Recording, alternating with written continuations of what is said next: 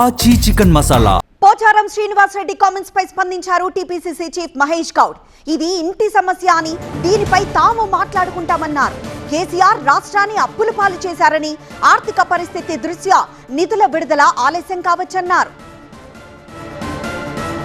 ఇక కేటీఆర్ పాదయాత్ర చేస్తే ఆరోగ్యానికి మంచిదే అన్నారు మహేష్ గౌడ్. మేం అమలు చేస్తున్న అభివృద్ధి సంక్షేమ పథకాలతో ప్రజలు వేరే పార్టీల వైపు చూసే పరిస్థితి లేదన్నారు. మహేష్ గౌడ్ వ్యాఖ్యలపై మరింత సమాచారం మా కరెస్పాండెంట్ దివాకర్ అందిస్తారు. సీనియర్ నాయకులు, ప్రభుత్వ సలహాదారులు పోచారం శ్రీనివాస్ రెడ్డి చేసినటువంటి వ్యాఖ్యలు కాంగ్రెస్ పార్టీలో అలజడి రేపుతున్నాయి. టీపీసీసీ చీఫ్ మహేష్ కుమార్ గౌడ్ మనతో పాటు. సార్ చెప్పండి, పోచారం గారు మనస్తాపం చెందారు, కొద్దిగా అసంతృప్తి వ్యాఖ్యలు చేశారు, ఎట్లా చూస్తారు? పోచారం గారు సీనియర్ మోస్ట్ నాయకులు. వారి నియోజకవర్గంలో పనుల విషయంలో కొంత బాధపడ్డారనేది ఒక వార్త వచ్చింది.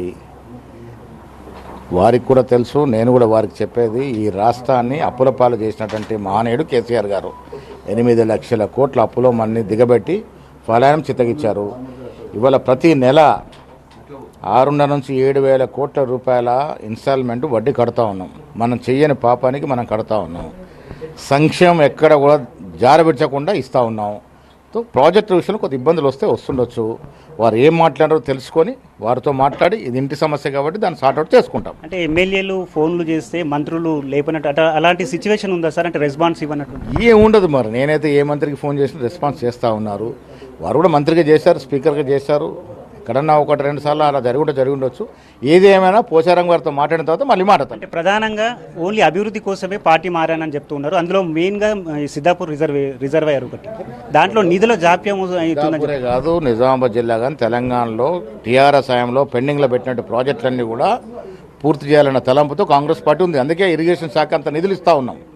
బట్ ఏంటి పరిస్థితి, ఎట్టొచ్చి తిరిగి వచ్చినా 8 లక్షల కోట్ల అప్పే మనకు అడ్డొస్తూ ఉంది. దానికి అధిగమించడానికి ముఖ్యమంత్రి, డిప్యూటీ ముఖ్యమంత్రి నానా ఇబ్బంది పడతా ఉన్నారు.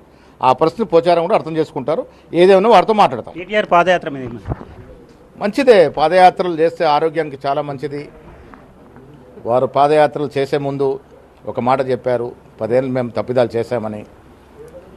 మేము అడిగే ప్రశ్నలకు కాదు, పాదయాత్ర కనీసం ప్రారంభం రోజైనా వారి ప్రియమైన సోదరి కవిత గారు చేసిన విమర్శలకు వారు జవాబు చెప్పాలి.